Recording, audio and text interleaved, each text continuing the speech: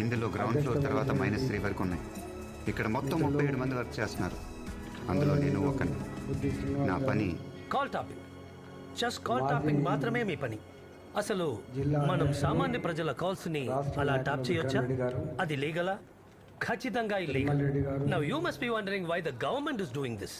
దేశ భద్రత కోసం, ప్రజల ప్రశాంతత కోసం మనం పబ్లిక్ యాక్టివిటీస్ ని మానిటర్ చేస్తున్నాం. సీనియర్ ఇంటెలిజెన్స్ టీమ్ కి ఎవరి మీదైనా సందేహం వస్తే ఆ particular person phone calls record చేసి డెస్క్ కి ఫార్వర్డ్ చేయడం మాత్రమే మీ పని. కానీ ప్రాపర్ ఆర్డర్స్ లేకుండా, మానిటర్ బీప్ అలర్ట్ రాకుండా ఏ ఒక్క ఫోన్ కాన్వర్సేషన్ అయినా విన్నా, రికార్డ్ చేసినా అది చాలా పెద్ద క్రైమ్. అలా చేస్తే మీ జాబ్ పోవడమే కాకుండా you will be behind bars. Public calls వినకూడదు, రికార్డ్ చేయకూడదు అనేది మాకు ఇచ్చిన ఆర్డర్. కానీ నేను పబ్లిక్ కాల్స్ మాత్రమే వింటాను. దానికోసం నేనే ఒక సాఫ్ట్వేర్ డెవలప్ చేశాను. ఫోన్లో ఎవరైనా బెదిరించినా, ఏడ్చినా, హెల్ప్ అని అన్నా నా సాఫ్ట్వేర్ ఆన్ అయ్యి స్క్రీన్ బ్లింక్ అవుతుంది.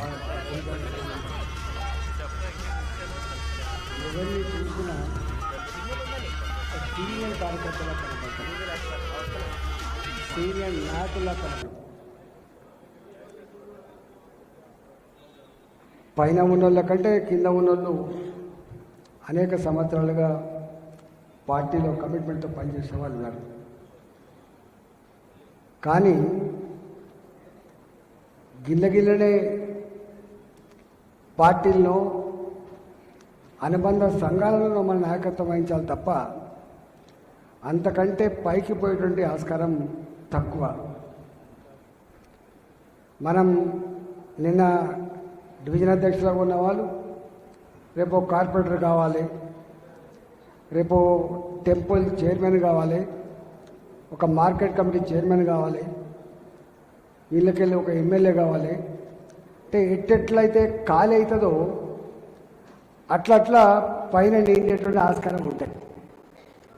కానీ ఇక్కడ ఆ పైన అన్నీ మనకు లేవు కాబట్టి మనం ఎలా తిరిగినా గిన్నె తిరగాలి కాబట్టి తప్ప మనం ఇంకో దగ్గరికి పోయేటువంటి ఆస్కారం లేదు.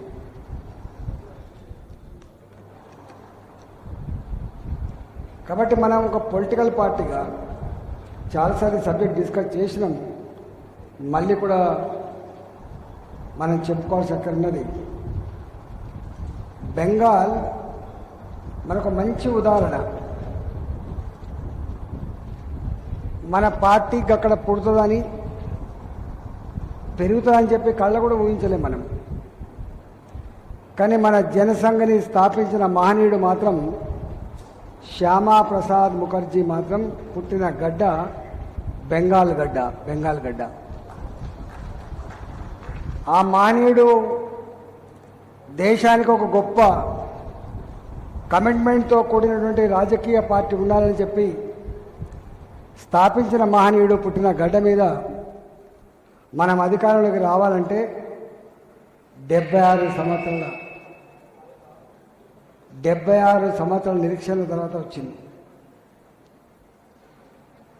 35 సంవత్సరాలు కమ్యూనిస్టుల కంచుకోటలు అవి. ఒకటే ముఖ్యమంత్రి 25-30 ఏళ్ళు పనిచేసిన ముఖ్యమంత్రి మనం చూసినాం. ఆ తదుపరి మళ్ళీ మమతా బెనర్జీ వచ్చింది. 15 సంవత్సరాలు వాళ్ళు చూసింది. ఈ 15 సంవత్సరాల కాలంలో భారతీయ జనతా పార్టీగా ఇద్దరు ఎమ్మెల్యేలు ఉండేది. ఎక్కడ నారాజు కాలే పార్టీ, ఎక్కడ కూడా నైరాశ్యంలోకి లోను కాలే పార్టీ. ఇద్దరే ఉన్నప్పటికీ కూడా ఎన్నడో ఒకనాడు ఈ గడ్డ మీద కాషాయ జెండా ఎగురుతున్న కమిట్మెంట్ మాత్రం బలంగా ఉండే. కొట్లాడినం. రెండవసారి ఎన్ని సీట్లు వచ్చినా నాకు తెలియదు, కానీ మూడోసారి మాత్రం 78 సీట్లు వచ్చినట్టు, 78. రెండవసారి కొట్లాడినాం, కొన్ని సీట్లు పెంచుకోగలిగినాం. మూడోసారి కొట్లాడినాం, 78 సీట్లు గెలుచుకోగలిగినాం. 78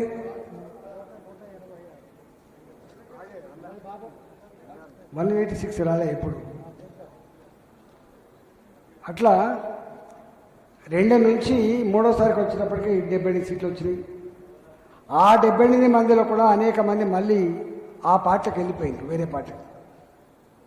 అట్లాంటి స్థితిలో ఈ బెంగాల్ బాగుపడుతుందా, చేతికి వస్తుందా అని చెప్పి అనేక పత్రికలు, అనేక టీవీలు కథనాలు రాసినాయి. ఈవెన్ ఎలక్షన్ జోన్లకు ఎంటర్ అయిన తర్వాత కూడా చాలా మీడియా సంస్థలు కానీ, అది ఎలక్ట్రానిక్ కానీ ప్రింట్ మీడియా కానీ, పొలిటికల్ అనలిస్ట్ చెప్పిన మాట ఏంటంటే అక్కడ బెంగాల్ చవనిజం బలంగా ఉంటుంది, అనేక రకాల స్కీములు మమతా బెనర్జీ గారు అమలు చేసిండ్రు, ఆమెకున్న పట్టు భారతీయ జనతా పార్టీకి లేదు, ఆమె కార్యకర్తలు చాలా వేలునుకొని ఉన్నారని చెప్పి చాలామంది మాట్లాడింది. కానీ ప్రజలకి ఒక విశ్వాసాన్ని ఇచ్చినాం, భద్రత ఇస్తామని చెప్పి మాట చెప్పగలిగినాం. భారతీయ జనతా పార్టీ గెలిస్తే ఈ అరాచకాలన్నీ కూడా ఆగిపోతాయని చెప్పి ఒక హామీ ఇస్తే 206 సీట్లతో ఒక అజేయమైనటువంటి ప్రభుత్వం ఏర్పడింది మన బెంగాల్లో. మనం గెలిచినప్పటి నుంచి చూస్తూ ఉన్నాం.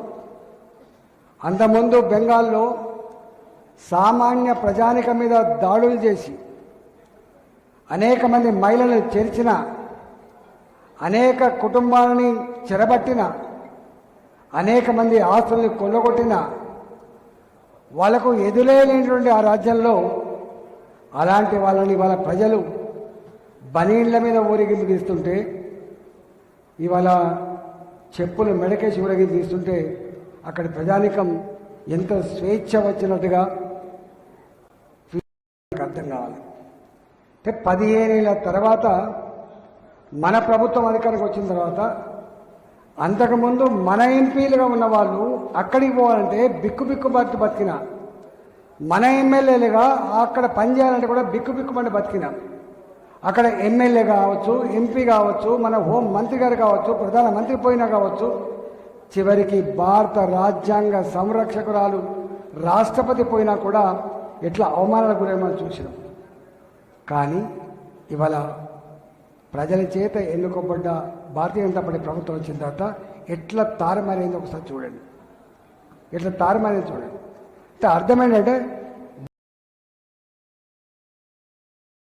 100 కాగలిగింది, రేపు 10ల సంఖ్యలో ఎమ్మెల్సీలు కాగలుగుతారు.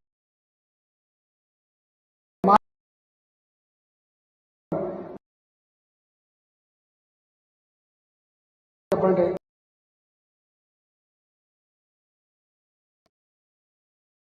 రేపు మంచి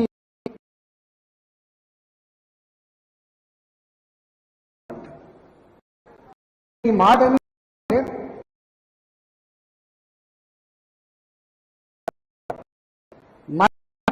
క్షేత్రాలకు వివిధ రకాలైనటువంటి కర్తవ్యాలు. ఇవాళ బజరంగ దళం ఉండొచ్చు, సంస్థ ఉంటుంది. కానీ భారతీయ జనతా పార్టీకి ఉండేటువంటి ఏకైక బాధ్యత,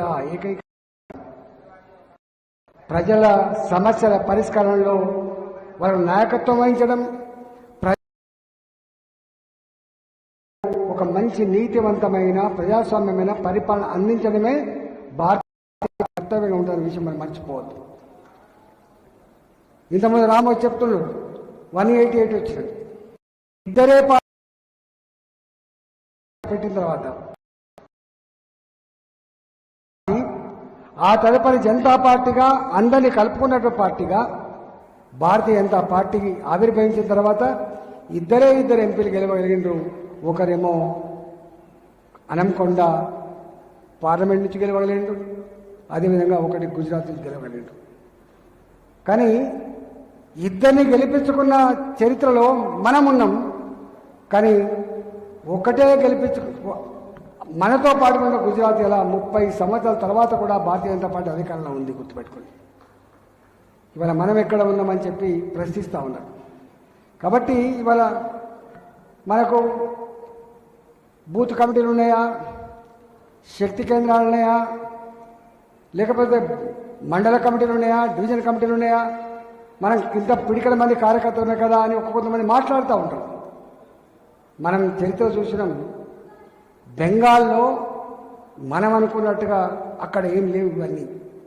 కానీ ప్రళయం వస్తే దెబ్బ కొడితే దిమ్మ తిరిగిపోయేటువంటి రిజల్ట్ వచ్చింది బెంగాల్లో. ఇవాళ అక్కడ సినిమా యాక్టర్ మన పక్కకున్న తమిళనాడు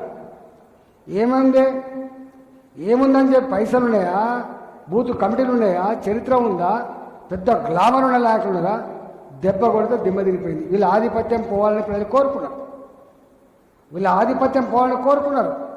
వీళ్ళ దోపిడీ పోవాలో, వీళ్ళ కుటుంబ పాలన పోవాలో, వీళ్ళ అహంకారం పోవాలని చెప్పి ప్రజలు కోరుకున్నారు. మార్పు చేసింది. ఇంతెందుకు, కాంగ్రెస్ పార్టీ మన కళ్ళ ముందు 83లో ఎన్టీ రామారావు వచ్చింది. ఎట్లుండే, ఎన్టీ రామారావు పార్టీ పెట్టినాడు. పగటి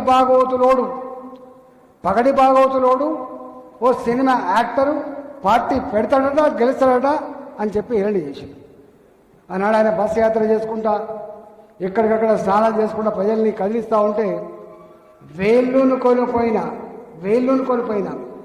చరిత్ర కలిగిన అహంకారంతో కూడినటువంటి కాంగ్రెస్ పార్టీ నాయకులు దీంతో అయ్యేదేంది పోయేదేంది అని చెప్పి మాట్లాడింది. వినబడుతుందా? మంచిగా రీసౌండ్ వస్తుందా? ఈయనతోటి ఏమైందని చెప్పి భావించాం. కానీ నాకు తెలిసి ఆనాడు అంత కరడుగట్టిన కాంగ్రెస్ పార్టీ, ఎదురులేని కాంగ్రెస్ పార్టీ, ఒక్కనాడు కూడా వేరే ప్రభుత్వం ఏర్పడని కాంగ్రెస్ పార్టీ మట్టి కరిచిపోయింది. ఒక్కొక్క ఎమ్మెల్యే 40,000 50,000 మేయర్తోటి 245 సీట్లు గెలిచి ఎన్టీ రామారావు ప్రభుత్వం అధికారంకి వచ్చింది.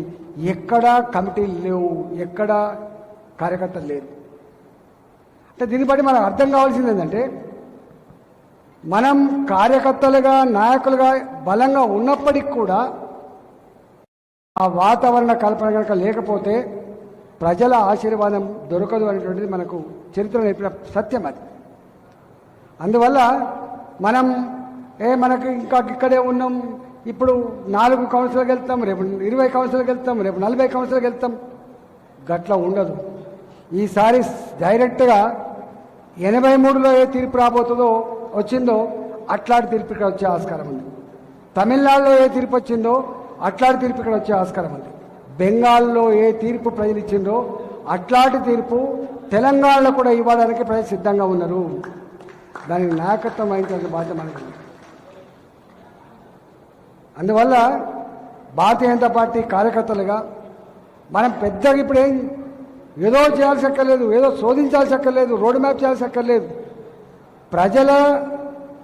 మనం ఎట్లయితే పార్టీ కార్యక్రమాలను గొప్పగా నిర్వహిస్తున్నామో, పార్టీ కార్యక్రమాలతో పాటుగా సెంట్రల్ పార్టీ ఇచ్చే కార్యక్రమాలతో పాటుగా నిత్యం మన నాయకత్వం అంతా కూడా ప్రజల మధ్యలో ఉండి, వాళ్ళ నోట్లో నాలుకలాగా ఉండి, వాళ్ళకు పోలీస్ స్టేషన్ల పని అవసరం ఉంటుందో, వాళ్ళకు ఒక మున్సిపాలిటీ పని అవసరం ఉంటుందో, వాళ్ళకు ఒక కాలేజీల పని అవసరం ఉంటుందో మనం చేయగలిగి విశ్వాసాన్ని కలిగించగలిగితే, అరే బీజేపీ పిల్లలు, బీజేపీ నాయకులు మా వెంట ఉంటున్నారు, మమ్మల్ని ఆదుకుంటున్న ఒక భావన కనుక కల్పించగలిగితే తప్పకుండా నేను ఆదరిస్తాను. రెండవది, వాళ్ళకు అవసరం ఉన్నప్పుడు మనం ఇవాళ ఎక్కడో భూ కబ్జాదారులు పేదల భూములు ఆక్రమించుకుంటున్నారు, గక్కడ మనం ఉండాలి. ఎక్కడో హైదరాబాద్ ఇల్లు కూలగొడుతున్నారు, గక్కడ మనం ఉండాలి. ఎక్కడో మూసిపేట మొత్తం పేద ప్రజల ఇల్లు కూలగొట్టే ప్రయత్నం చేస్తున్నారు, గక్కడ మనం ఉండాలి. అసైన్మెంట్ భూములని 3 తరాలుగా అనుభవిస్తున్నప్పటికి కూడా ఇవాళ అధికారం ఉందని చెప్పి బుల్డోజర్లు పెట్టి పోలీసులను పెట్టి ఆ అసైన్మెంట్ భూములు గుంజుకుంటున్నాడు, గక్కడ మనం అండగా ఉండాలి. అంటే ఒక్క మాటలో చెప్పాలంటే, ప్రజలకు ఈ రాజ్యం ఏం హింస పెడుతుందో, ఏ సమస్యలు సృష్టిస్తూ ఉందో, వాళ్ళ ఆస్తులను కొలగొడతా ఉందో, వాళ్ళ ఇళ్లను కొలగొడతా ఉన్నారో, వాళ్ళ మీద దౌర్జన్యం చేస్తూ ఉన్నారో, గక్కడ కనుక మన నాయకత్వం వహించగలిగితే, భారతీయ జనతా పార్టీ మనకు అండగా ఉంటుందని విశ్వాసం కలిగించగలిగితే రేపు ప్రజలు మనం వెంట ఉంటారు. అది లేకపోతే మనకు మనంగా మీటింగ్లు పెట్టుకొని మనకు మనంగా మన పార్టీ ఇచ్చే కార్యక్రమాలు మాత్రమే చేస్తే ప్రజలలో మనకు అంత ప్రేమ దొరికే ఆస్కారం లేదు. కాబట్టి వాళ్ళ ఆశీర్వాదం దొరికే ఆస్కారం లేదు. కాబట్టి స్థానికులంతా కూడా మనం ఈ బాధ్యత నెరవేర్చాలని చెప్పి నేను మనవి చేస్తాను. నాకు తెలిసి నేను ఈ జిల్లా వాసిని కాబట్టి నిత్యం నా ప్రతి గంట నా కార్యక్రమాన్ని మీ కళ్ళ ముందు ఉంటా అంటే ప్రతి నిమిషం మీకు అవుతుంది. మనం 2 ఏళ్ల కాలంలో ఒక్కనాడు కూడా మనం ఏదో మనం జలసాగు పోయిందో టూర్లకు పోయిందో లేదా మనకు ఇవాళ రాను మాకు రెస్ట్ ఉన్నామన్నట్టు కాకుండా నిరంతరంగా ఏదో ఒక పనిలో ప్రజల మధ్యలో ఉన్నాం మనము. అది కాకతీయ భూములు కాపాడే క్రమంలో కావచ్చు, మూసి ప్రక్షాళనపేట కూలగొట్టే ఇళ్ళ దగ్గర కావచ్చు, అసైన్మెంట్ భూములు రాను అని చెప్పి ఆపినది కావచ్చు, ఇవాళ అనేక హైడ్రా కావచ్చు, అది ఏ సమస్యల మీదైనా ఇవాళ ఈ మల్కాయి పార్లమెంట్ పరిధిలో భారతీయ జనతా పార్టీ కార్యకర్తలు, భారతీయ జనతా పార్టీ నాయకత్వమే ప్రజలతో ఉన్నది, ప్రజల మధ్య ఉన్నది, ప్రజలకు విశ్వాసం కలిగించింది. రేపటి ప్రజల ఆశీర్వాదం పొందడానికి సిద్ధంగా ఉన్న నియోజకవర్గం ఈ పార్లమెంట్ నియోజకవర్గం అని చెప్పి గంటా పడమని చెప్పి దాంట్లో మీ పాత్ర ఉంది, మీ కృషి ఉంది. చాలామంది అంటున్నారు ఎట్లయితుంది అట్లయితుంది, రేపు తెలుస్తుంది, రేపు తప్పకుండా తెలిసే ఆస్కారం ఉంది. నేను మీ అందరికీ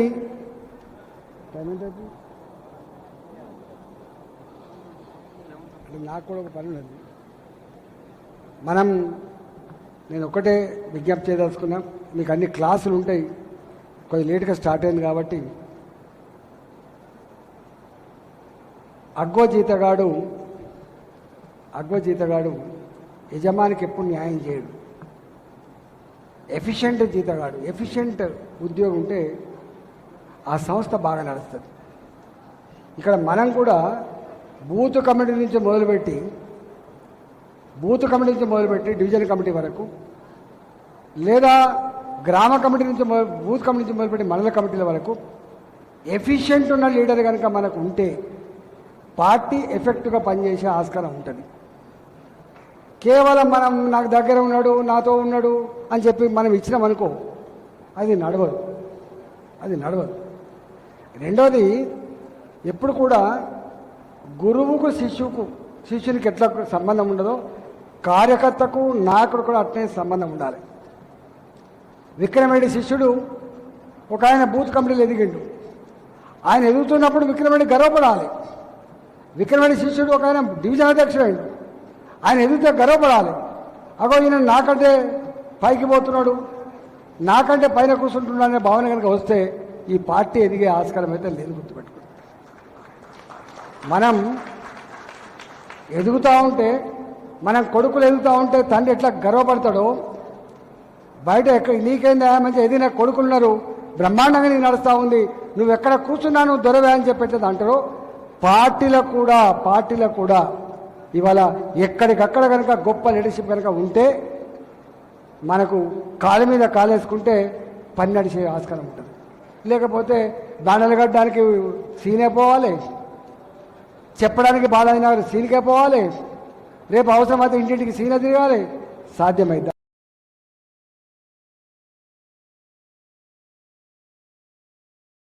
సెల్ ఫోన్లు ఉన్నాయి, టీవీలు ఉన్నాయి, ల్యాప్టాప్లు ఉన్నాయి, ఇంటర్నెట్లు ఉన్నాయి. అప్పుడు ఏమి లేదు, టీవీ కూడా లేదు. అప్పుడు 77లో టీవీ కూడా లేదు. ఒకటి ఆకాశవాణి రేడియో తప్ప ఏమి లేకపోతుండే. ఎమర్జెన్సీ ఎత్తేసిండ్రు, జనతా పార్టీ ఏర్పడ్డది. అప్పుడు మన వాజ్పేయి గారు, మన ఎల్కే అద్వానీ గారు కూడా ఆ జనతా పార్టీలో భాగంగా ఉన్నాం మనం. ఆ రోజు జైళ్లలో ఉన్న జార్జి ఆయన మీద కాంగ్రెస్ పార్టీ గుండాలు దాడి చేసి ఆయన విపరీతంగా కొట్టిండ్రు. వాళ్ళ అమ్మ 105 ఏళ్ళు ఉంటుంది, ఆ అమ్మని కూడా కొట్టింది వాళ్ళు. ఇవాళ వాళ్ళు కొట్టచ్చు కాక, అధికారం ఉంది కాబట్టి, పోలీసులు అండ ఉంది కాబట్టి కొడతారు. కానీ ఈ కొట్టిన దెబ్బ, ఆయన కాల్చిన కన్నీళ్లు యావత్ తెలంగాణ సమాజంలో నాలాంటి ఎప్పుడో ఒకనాడు ఆవిష్కరిస్తాడు, వీళ్ళని కథం పట్టిస్తాడు. గుర్తుపెట్టుకోండి, 1000 మంది కొట్టాల్సక్కర్లేదు, 1000 మంది కన్నీళ్లు కార్చాల్సక్కర్లేదు. ఒక్క మనిషి ఎందుకు కన్నీళ్లు కార్చిండో, ఒక్క మనిషి ఎందుకు తన చెప్పుతో తను కొట్టుకోగలిగిండో, ఒక్క మనిషి మీద దౌర్జన్యం ఏం జరిగిందో అది తెలంగాణ సమాజానికి అర్థమైన నాడు మూకుమ్మడిగా ఆదిలాబాద్ నుంచి మొదలుపెట్టి మహబూబ్ నగర్ వరకు కులాలు ఏమైనా కావచ్చు, ఆ దెబ్బలు కొట్టుకునే ఎవరైనా కావచ్చు, కానీ ఆయనకు అండగా మాత్రం యావత్ తెలంగాణ సమాజం ఉంటుంది. ఈ రేవంత్ రెడ్డి సర్కార్ బొంద పెడుతుంది. అందువల్ల నేను ఒకటే దయచేసి మీకు గొప్ప సన్నివేశంలో సందర్భంలో మనం ఉన్నాం కాబట్టి 100% మనం గెలిచే ఆస్కారం ఉంటుంది. మొన్న మనం చూసిన 3 ఎలక్షన్స్ 3 మున్సిపాలిటీలు నేను చూసినాం, ఏముందో మాకు అర్థమైంది. కానీ రేపు మాత్రం జిహెచ్ఎంసీ ఎన్నికల్లో 100% మనం గెలవాలి, 100% మనం గెలవాలి. మనం గెలిస్తేనే మనం ఇంకో కౌన్సిలర్ దగ్గరనో ఇంకో ఎమ్మెల్యే గారి దగ్గరనో మనం వాళ్ళ దర్వాజా నిలబడి మస్క కొట్టి తల వంచి పని చేసుకునే ఆస్కారం ఉండద్దు. నీ గౌరవం నీకు ఉండాలంటే, నీ ప్రజలకు న్యాయం జరగాలంటే మనం గెలిస్తేనే సాధ్యమైంది. కాబట్టి ఎవడో మన ఇలా కార్పొరేటర్ల దగ్గర ఇతర పార్టీల ఎమ్మెల్యేల దగ్గర వాళ్ళ దర్వాల దగ్గర నిలబడే పరిస్థితి రాకుండా ఉండాలంటే తప్పకుండా గెలవాల్సింది మనం మాత్రమే. ఏదైతే అంటారో నాకు ప్రోటోకాల్ కావాలి, నాకు పదవి కావాలి, నాకు ప్రమోషన్ కావాలంటారో నువ్వు కోరే అన్నీ కూడా రేపు అధికారం వస్తే మాత్రమే సాధ్యమవుతుంది. 119 మంది ఎమ్మెల్యేలు అన్నాం ఇవాళ మనం, 179 మంది ఎమ్మెల్యేలు సీట్లు ఉంటాయి, 179 మంది ఎమ్మెల్యే సీట్లు ఉంటాయి, 60-70 మంది ఎమ్మెల్సీల సీట్లు ఉంటాయి, వేల సంఖ్యలో మార్కెట్ చైర్మన్ ఉంటారు, దేవాలయాల చైర్మన్ ఉంటారు. కాబట్టి ఇవాళ వేల పోస్టులు ఉంటాయి. ఇక్కడ ఉన్నోళ్ళు కాదు సరిపోలని పోస్ట్ వస్తాయి. కాబట్టి ఎంతమంది డైరెక్టర్లు ఉంటారు ఒక మార్కెట్ కమిటీకి, ఎంతమంది డైరెక్టర్లు ఉంటారు ఒక గుడి కమిటీకి చెప్పండి. అందువల్ల దయచేసి మనం ఏ ఆరోగ్యం అయితే మనకుందో, ఏ ప్రోటోకాల్ కోసం అయితే మీరు వెతుకులాడుతున్నారో అవన్నిటి చేసుకోగలిగే శక్తి సత్తా నీ చేతుల్లో ఉంది, నీ చేతుల్లో ఉన్నది. వాళ్ళు అంటారు చూసినా ఎవరో లేరు. కాబట్టి మీరు అందరూ కూడా అన్నదమ్ముల్లాగా కుటుంబ సభ్యుల్లాగా, గతంలో నేను చెప్పిందో రక్త సంబంధం కంటే కూడా పార్టీ సంబంధం గొప్పదని పదే చెప్తా ఉంటా. నాకు తెలిసి నేను ఇంతవరకు ఎక్కడ కూడా నాకు గీనే కావాలి కౌన్సిలరు, నాకు గీనే కావాలి డివిజన్ అధ్యక్షులు, నాకు గీనే కావాలి శక్తి కేంద్రం అధ్యక్షులు ఒక్కనాడు కూడా చెప్పలేదు నేను. మీకు అనుభవం ఉన్నది, మీకు పరిచయాలు ఉన్నాయి, చేసుకోమని చెప్పేది. చాలామంది వచ్చి అది నువ్వు చెప్తా ఇద్దన్నా వినేది నవ్వే తప్ప ఇంతవరకు చేయలేదు. నేను ఎవరి భవిష్యత్తుని, ఎందుకంటే 20 ఏళ్ళుగా 30 ఏళ్ళుగా కష్టపడి నిర్మించుకున్న మీ భవిష్యత్తును నాలాంటోడు ఎప్పుడు కూడా చిదిమేసే ప్రయత్నం చేయడు సుమా. మీరు ఎదిగితే మురిసిపోయేటువంటి తప్ప, మీరు గొప్పగా గెలిస్తే నేను కూడా గెలిచినట్టుగా ఫీల్ అయ్యడం తప్ప నాలాంటి ఇంకా ఆలోచన ఉండవు. నేను నా స్వప్నం, నా ధ్యేయం ఒకటే, భారతీయ జనతా పార్టీ గడ్డ మీద గెలవాలి. మీ అందరి కళలు 35 ఏళ్ళుగా 40 ఏళ్ళుగా కళ్ళల్లో ఒత్తులు వేసుకొని రాకపోతుందా అని చెప్పి అయితే ఎదురు చూస్తున్నారో ఆ ఎదురు చూపుల పరిష్కారం రావాలని తపన పడే వాళ్ళని తప్ప మేము దానికంటే భిన్నంగా ఉంటున్నాం. మాకు పదవి వస్తే సంతోషపడేటోళ్ళు మాత్రమే కాదు, మీ అందరికీ పదవులు వచ్చినాడే సంతోషపడడం. కాబట్టి దయచేసి మీరు ఆ దిశగా పనిచేయాలని చెప్పి మనం చేసి చదువుకున్న భారత్ మాతాకి